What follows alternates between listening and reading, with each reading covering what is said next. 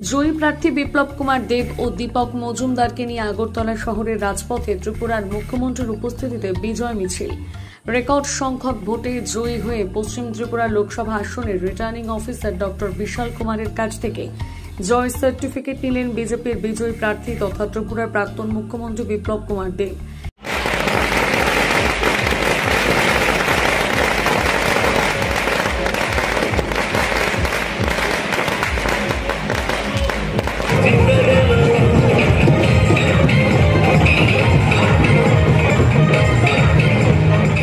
তারপর রাজ্যসভার আপনি সাংসদ হয়েছেন, এইবার লোকসভা নির্বাচনে আপনি প্রার্থী হয়েছেন এবং রেকর্ড ভোট পেয়েছেন, কি বলবেন?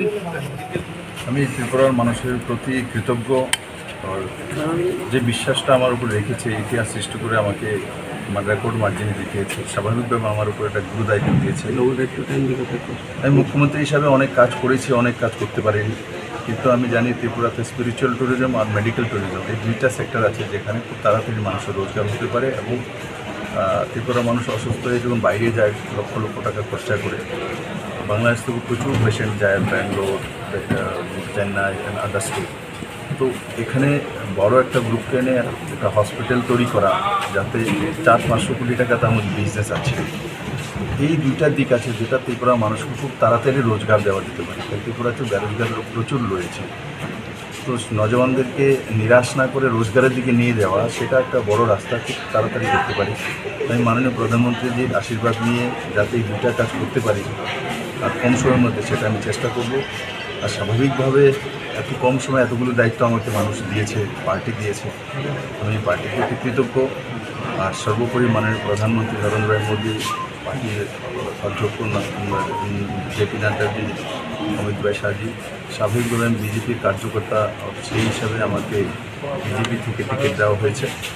আমি আমার নেতৃত্বের প্রতি কৃতজ্ঞ। আর আমার ছোটো ছোটো যে কার্যকর্তারা রয়েছেন গ্রামে গঞ্জে শহরে, যারা পান্না প্রমুখ থেকে নিয়ে কৃষ্ণাপুর থেকে নিয়ে কাজ করে, আমি তাদেরকেও আপনাদের মাধ্যমে অনেক অনেক শুভেচ্ছা জানাই। যারা সরকারি কর্মচারী আছে, এমনিতে সাংবাদিক আছে, সাংবাদিক বন্ধুরা, মিডিয়ার জগতের লোকেরা আছে, এন্টারটেনমেন্ট জগতের লোকেরা আছে, আমি সবাইকে আপনাদের মাধ্যমে সাধুবাদ জানাই। কারণ আমি ভোটের মার্জিন দেখে বুঝে গেছি যে এখানে সিপিএম, কংগ্রেস বা বিজেপি ছিল না, তার মধ্যে মানুষ ভোট দিয়েছে। কারণ ভোটের পার্সেন্টেজ আমি বুঝতে পারি 73%, 75% কাছাকাছি ভোট পার্সেন্টেজ। তো আমি বুঝি যে সে ভোটটা যারা হয়তো ট্রেডিশনাল সিপিএম করেন এরাও ভোটটা দিয়েছে, যারা হয়তো কংগ্রেস করেন এরাও ভোটটা, নাহলে তো ভোটটা কোথা থেকে আসবে। তো সেভাবে আমি সবার কাছে আপিল করব, মানুষের যে রায় দিয়েছে সেটা যাতে ভারতীয় জনতা পার্টির কার্যকর্তারা উল্লাসের চলে সেটাকে যাতে খারাপ না করে, এই আশীর্বাদটা নিয়ে যাতে কাজ করতে পারি সবাইকে নিয়ে, সেই মানসিকতার সাথে রাখা হচ্ছে। স্যার, কেন্দ্রীয় স্তরে এনডিএর ফলাফল নিয়ে কি বলবেন? কেন্দ্রীয় স্তরে স্বাভাবিকভাবে আপনি জিজ্ঞাসা করুন, 400 পরে নাড়া দিয়েছেন, এখন 300-তে আছে। তো আমি আশা করি, আমিও বলেছিলাম যে বিরোধীদেরকে এখানে 1 লাখের মধ্যে আটকাবো, তো এখানে 2,65,000 কাছাকাছি পেয়ে গেছে। তো স্বাভাবিক যেটা বলবো সেটাই হয়ে যাবে, তেমন আমি যদি লক্ষ্য না রাখি তাহলে আমি বসতে পারবো। আমি যদি 1 লাখের লক্ষ্য নিয়ে না রাখতাম তাহলে হয়তো বা মার্জিনের কম, যেই মাত্র লক্ষ্যটা রেখেছে ত্রিপুরা মানুষ সেটাকে অ্যাকসেপ্ট করেছে।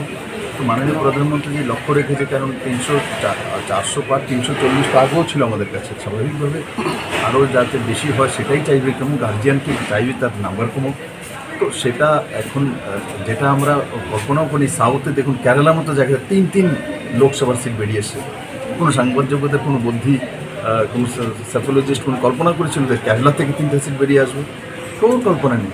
তো সাউথে বলছিল না, এই সাউথে বিজেপির কোনোই হয়তো, কর্ণাটকও ভালো রেজাল্ট করেছে, তেলেঙ্গানাতেও করেছে, অন্ধ্রপ্রদেশও তো গভর্নমেন্টই করে নিয়েছে, স্টেট গভর্নমেন্ট চন্দ্রবাবুকে নিয়ে, তামিলনাড়ুতেও রেজাল্ট সিট এসছে। তো সাউথে ভারতীয় জনতা পার্টির রেজাল্ট ভালো হয়েছে। হ্যাঁ, যেখানে উত্তরপ্রদেশে বা রাজস্থানে আমাদের যেটা সিট কম হয়েছে সেটার উপর আমরা দেখব, কিন্তু সেদিকে দেখুন উড়িষ্যাতে মানে সিধা স্টেট গভর্নমেন্ট হয়ে গেছে এবং অ্যাবসোলুট মেজরিটির সঙ্গে। আর 21-এর মধ্যে এই পর্যন্ত যেটা আমি দেখেছি 19-এর উপরে 19টা সিটে লিড রয়েছে। আমি উড়িষ্যাতে কাজ করেছি 1 মাস 1 মাস আমি উড়িষ্যাতে বুঝি, আমি তখনই বুঝে গেছি। আমি বলেছিলাম যে 82 সিট যাবে, কিন্তু এখন আমি দেখেছি 81 সিট পৌঁছে গেছে। তো সেটাও তো দেখা উচিত যে 400 পার বলেছে, কিন্তু উনি উড়িষ্যা পার তো বলেনি মোদিজি। কিন্তু উড়িষ্যা তো এমন একটা স্টেটের সরকার এসে 25 বছরের সরকার ফেলে তারপর সরকার এসেছে, সেটাও দেখার বিষয়। আর আমি আশা করেছেন যে যে বিষয়গুলো ত্রিপুরা ভারতবর্ষের মানুষের জন্য করা দরকার, 1 নেশন 1 ইলেকশন, সেগুলো, কারণ তাতে মানুষের 5 বছর মতো 2 বছর চলে যায় আলাদা আলাদা ইলেকশন। আর সেই দিকে নিশ্চিত আমরা আগামী দিন যাব।